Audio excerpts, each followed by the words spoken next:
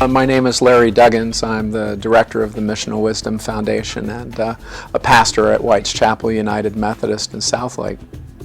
Elaine Heath and I worked together to form the Missional Wisdom Foundation because we thought it was incredibly important to provide a platform where people could practice Christianity by living it.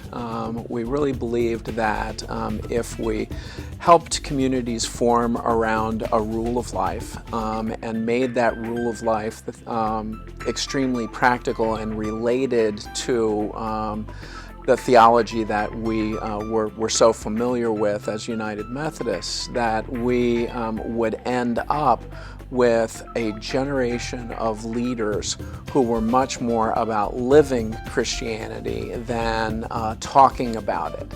And so we began with a single community of 3 women living together and have now grown to multiple communities, both men and women, and we're at the kind of the phase where we're seeing people graduate from the communities and go out into the world, and almost without exception, they are finding ways to be able to live Christianity in a means of service, in ministry, or most importantly in lay ministry. The Epworth Project houses got started by trying to, like I said, integrate faith into all aspects of students' lives. It's a scholarship program where people live in a house in different parts of the DFW area. Each house has its own speciality. This one works with the homeless in East Dallas. And when we first moved in, we actually thought that we were going to be reaching out to the African refugees because next door was the immigration for East Dallas. And so with the Dallas Refugee Services, we thought that we would be working with them. But as soon as we moved in, they moved out. And so we had to learn what the neighborhood was like, and we found out that there's a large population of homeless. We have daily prayer, and we move that daily prayer outside twice a week. And by moving that daily prayer outside, there were a lot of homeless that would be walking by, and we would invite them to join us in prayer. And they started to learn a little bit about what we were doing at the house. And then through that, more people started to come by the house, and now we can't go a single weekend without having someone come by and knock on our door to just sit down, to relax, to share what's going on in their lives, and to sometimes get a meal. I heard through Brandon actually in one of my classes that this kind of opportunity existed to where people are living in an intentional community, really surrounding themselves around a monastic lifestyle that is not just something you leave when you go home from church or from school. People are very thirsty for, like in churches. When they know that this is time for church, you see everyone really, that hunger and aim they want to go to church. And they spend a lot of time in church, not comparing to America. That here, what I have already discovered is that I think 1 hour in America, it's like enough for them to be in the church. But in Africa, they have time to worship the Lord in singing. And if it is time like for intercession or prayers in church, even the real people are very committed to that. My name is Amy Spohr. I'm the house pastor here at the Oscar Romero House, which is one of the houses of the Epworth Project, where we've come together to live an intentional Christian community together and to be incarnational in our ministry with our brothers and sisters in our neighborhood. In the Oscar Romero House right now, in this house there are 5 girls, and also associated with the Oscar Romero House is an apartment that's just down the street, and a couple live there named William and Maribel, and they come, they pray with us daily, they share meals with us.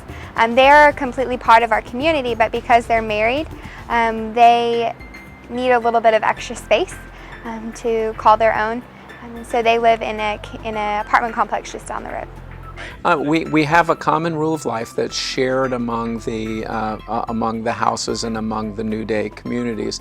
That can be adjusted by the individual houses, but as a rule, they tend to stay with the concept. It is based on the United Methodist baptismal covenant, so it has to do with prayers, presence, gifts, service, and witness.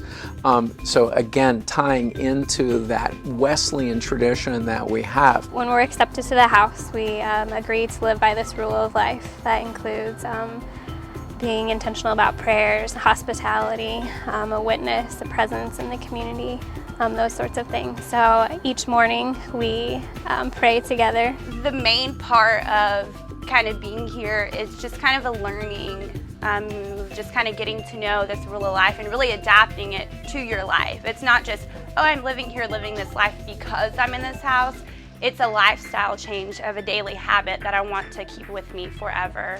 Just really like living the life of like, okay, like I'm going to commit a time to be, you know, in prayer with the people that I'm living with, and I'm going to commit to knowing my neighbors, getting to know my community, you know, given and taken where I can in the community. So I think it's really just adapting it as a lifestyle. So it's not like what I'm going to take when I leave, it's just what I'm going to keep doing when I leave. We've been very intentional in choosing names for our community, and one of the central names is the project name itself, the Epworth Project. Epworth was the little town in which John Wesley grew up, and in which John Wesley's father was the parish priest, and so it had to do with home. Epworth has to do with a footing in the church, but it also has to do with being a launching place, a place from which John Wesley, the founder of Methodism, launched his career as a maverick, as a revolutionary, and as a person who passionately believed in the importance of the church in every person's life.